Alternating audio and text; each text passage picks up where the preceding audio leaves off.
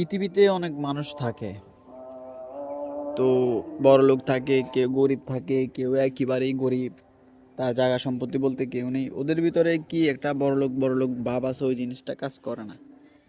ঠিক আছে? যেমন ও বড় হতে চাইবে কিন্তু পারবে না। সে দিন মজুরি, দিন এনে দিন খায়। তাদের ভিতরে কোনো হিংসে নাই, মানে তাদের লোভ লালসা কিচ্ছু নেই।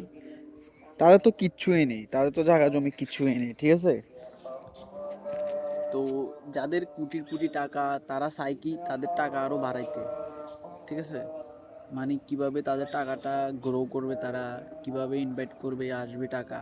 তাদের প্ল্যান এটাই থাকে, তাদের এইটাই দিয়ে দিন কেটে যায়, তাদের টাকাই বাড়তেছে কিন্তু কই হ্যাপিনেস বা এনজয় এগুলো থাকে না। আর যারা মিডল মিডল ক্লাস বা জায়গা জমি আছে বা একটা চাকরি করে ছোটোখাটো, এই নিয়ে তাদের সংসার যাইতেছে। তাদের ভিতরে কোনো হিংসে নেই, ছুটি হলে সময় কাটায়, এই আর কি। তো এই আর কি ধনী আর বড়লোকের ভিতরে পার্থক্য।